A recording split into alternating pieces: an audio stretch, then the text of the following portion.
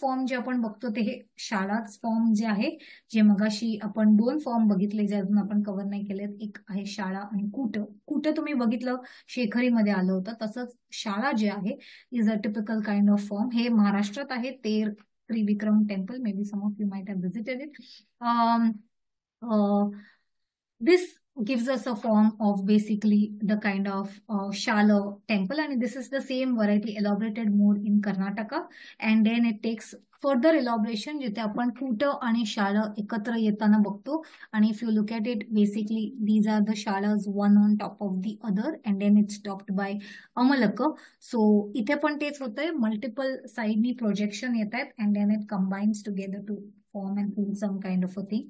And that's basically what we also call as vimana kiva alpa vimana, which is amalgamation of the two. आणि Dravid style मध्ये आपण वेसर पण बघतो, जिथे कूट शाळा एकत्र येतात आणि ऍडिशनली आपण त्याला वल्लभीचं टॉपिंग बघतो. आणि then it is basically Adam Hardy calls it Karnataka Dravida, and we also have scholars calling it Vesara. Vesara meaning mule, kiva basically a kind of hybrid form, and this is a combination of Dravida and Nagara style. We don't know where and how it evolved and why it became so popular, but we find it in few sites, specifically in Karnataka in the Patadakal complex. The variety of explanations का तसं झालं असेल, कारण देर वर matrimonial alliances. आपण बघतो चालुक्यांचं पल्लवांचं connection southern किंवा central Indian डायनेस्टीजशी, आणि probably that could be the reason of the influence on the temples also. Of course a probable explanation, पण that is one type. And then you also have Bhumija type, which is a very, very prominent type that we see in India. And this is, in Maharashtra.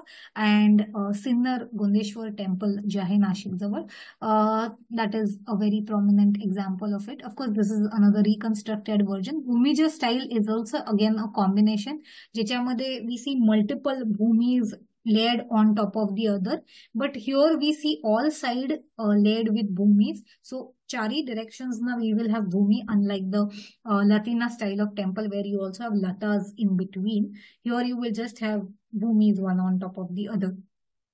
Okay. And this is another interesting example that I would like to share, की जिथे partially rock cut आहे background आणि frontal side ला आपण बघतोय ते आहे structural temple masonry style. So sometimes we also see these kind of combinations, and this is one good example.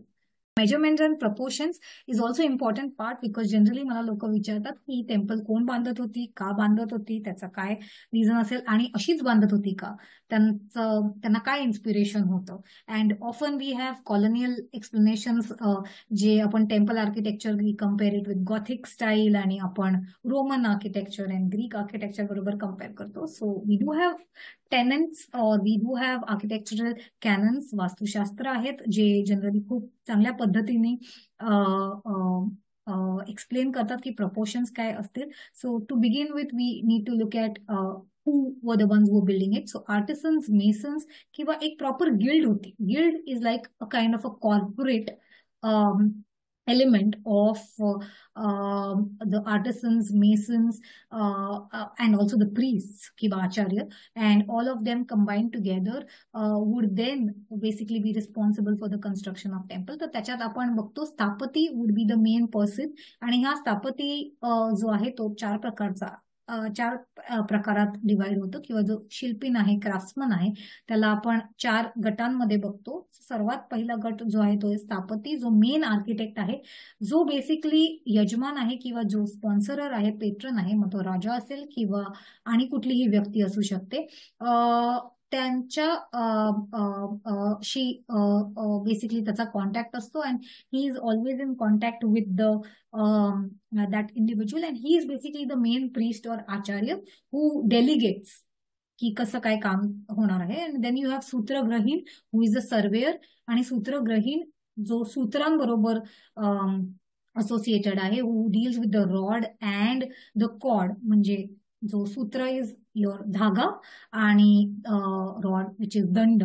दंड म्हणजे स्केल. सो स्केल जी मेजरमेंट वापरतो आणि त्याच्यासाठी सूत्र जे वापरतो आणि बेसिकली जे मेजरमेंट डिसाइड करतो तो सूत्रग्रही.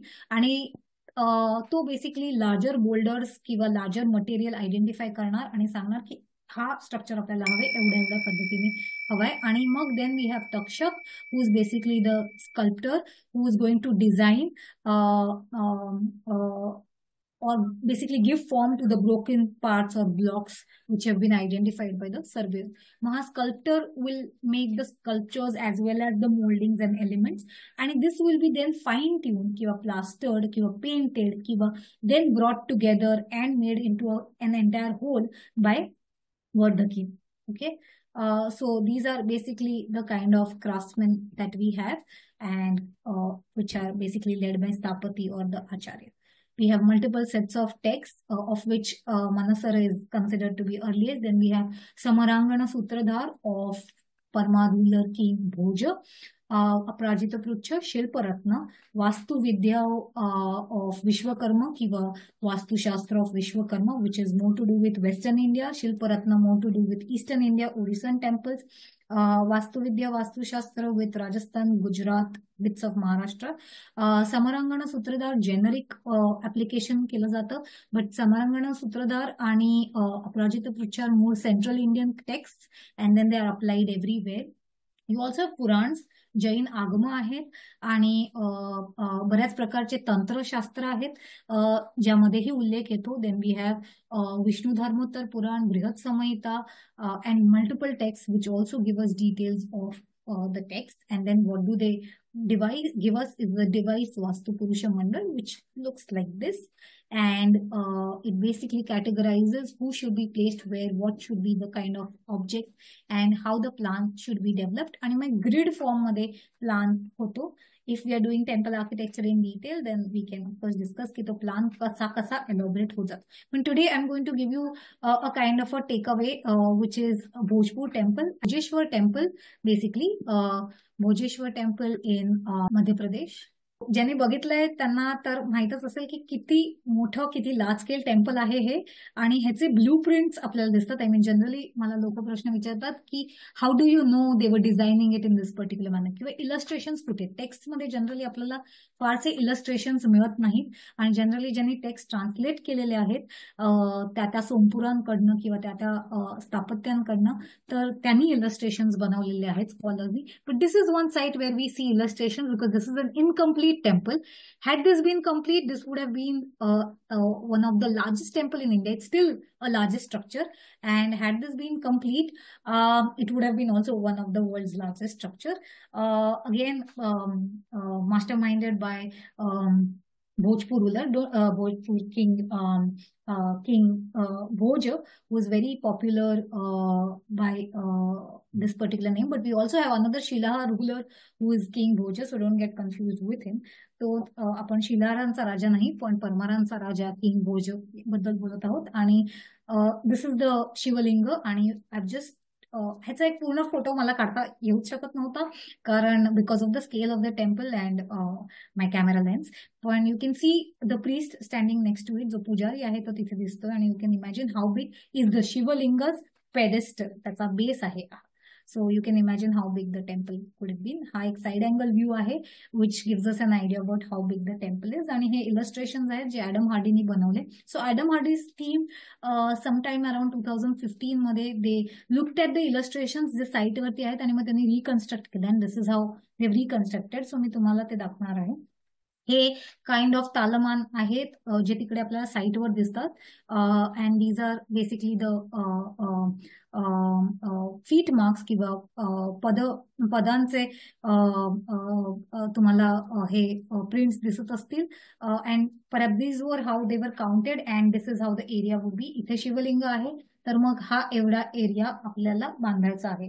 Perhaps that could have been the idea. This is one of the designs of the typical arch or गवाक्ष पॅटर्न दॅट वी सी. आणि हे आपल्याला दुसऱ्या टेम्पलमध्ये उदयेश्वर टेम्पल जे पण तिथून जवळ आहे मध्य प्रदेशमध्येच आहे तिथे आपल्याला हे दिसतं. आशापुरा टेम्पल आहे तिथेही आपल्याला ह्या प्रकारचे गवाक्ष दिसतात.